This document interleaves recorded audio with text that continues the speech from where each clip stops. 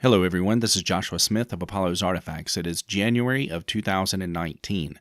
Today's episode is going to focus on the Spanish-Mexican artist and sculptor Remedios Varo.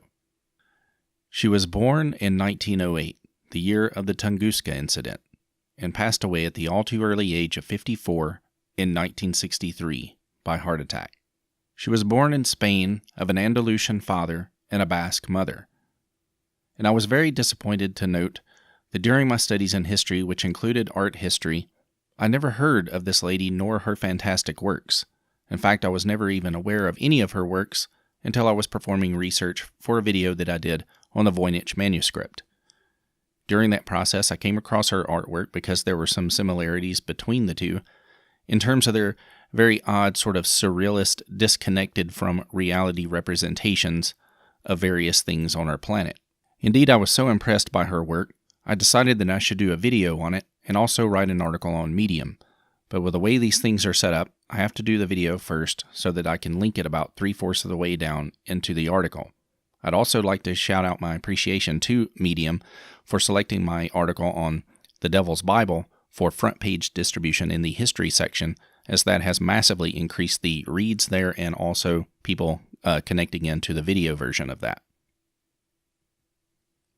And although it has been many years ago, it is possible that in my history course on the history of art, that we did indeed study some of Varo's work. We certainly did not make any special focus of it whatsoever. And I had a female professor, and it seems that we would have lingered on this topic a bit more than what possibly happened. She was first taught how to draw by her father, who was a hydraulic engineer. She began by copying some of his blueprints and then making versions of her own.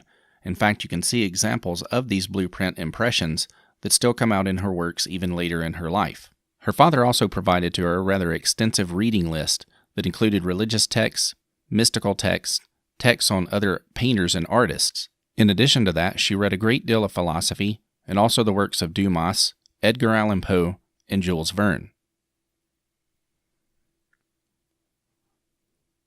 The mystery that emerged for me, however, is that why have we not heard about this lady more? Why have we not had a television show or movies or significant documentaries in the English language about her? You can find some that are in Spanish, but that doesn't make great contact with the English world the way that we would like. Her work deserves more attention and more appreciation than she has been shown thus far. There's a very mystical and fantastical quality to her dreamlike works that echoes throughout. It's very similar to some of the other surrealist works we saw at the time, but hers has a different twist that makes it unique even among the other rather strange surrealists.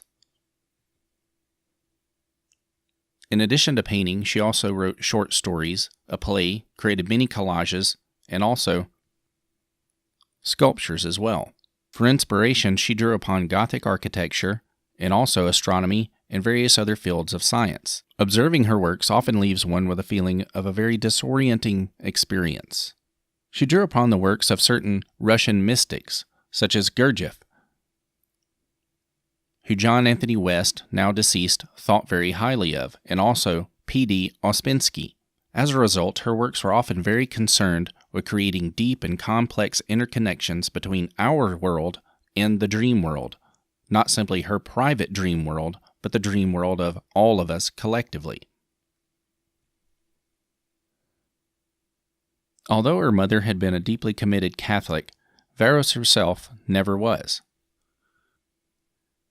Indeed, once again, it was her father who encouraged her to be an independent thinker that I believe possibly drove her away from some of her early connections with religion. In 1924, she went on to enter the best art school in all of Spain. That would be Madrid's San Fernando Fine Arts Academy.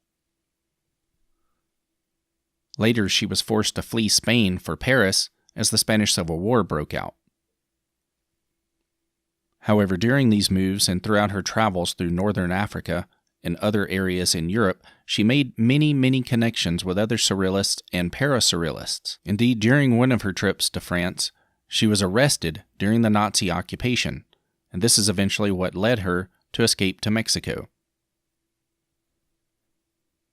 In 1941, she went to Mexico and there she met many, many other exiles and expatriates from Spain, but also many of the native artists of Mexico as well. She traveled throughout Mexico, Central America, and South America, picking up a number of influences along the way. In fact, out of her total number of works, which totaled around 140 in her art collection, 110 were made in Mexico.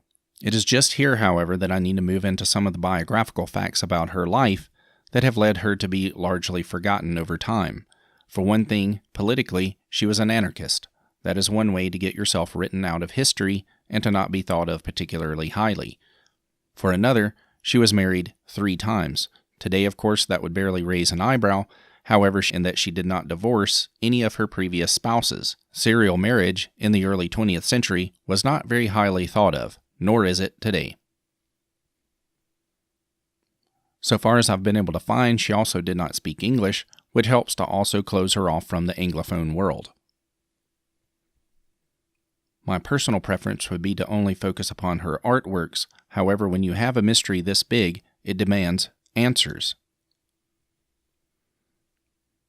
I also agree with feminist critics who point out that because she was female, she did not get the attention that she deserved because the male surrealist painters at the time always got more attention and more focus. Furthermore, since Varo was also interested in occult works, magical works, and alchemical texts, this also mitigated against the possibility of her becoming popular at the turn of the 20th century. I will note, however, that some of the themes from her work do seem to recur in the works of Tim Burton, specifically in the film Beetlejuice, where you see versions of Varo's magic realism appear time and time again. Here we can take a look at some of my favorite pieces of hers. Premonición, Reflejo lunar,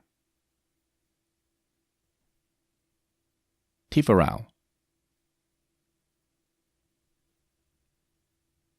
Transito en espiral,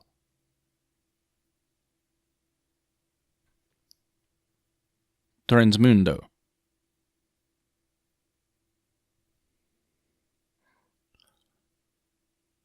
Naturaleza muerte resucitando,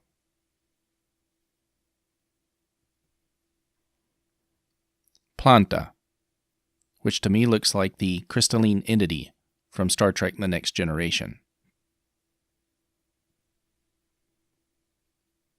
Armonia, Nacer de nuevo,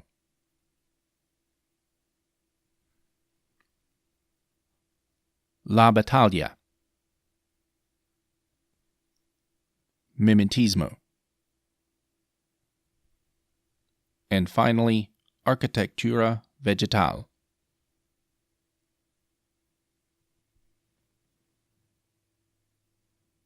It is my hope that one day we can get a high-quality, in-depth documentary about Varo's life and her artworks, made specifically for the Anglophone world.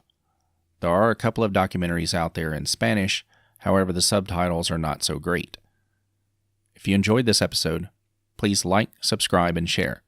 Thank you.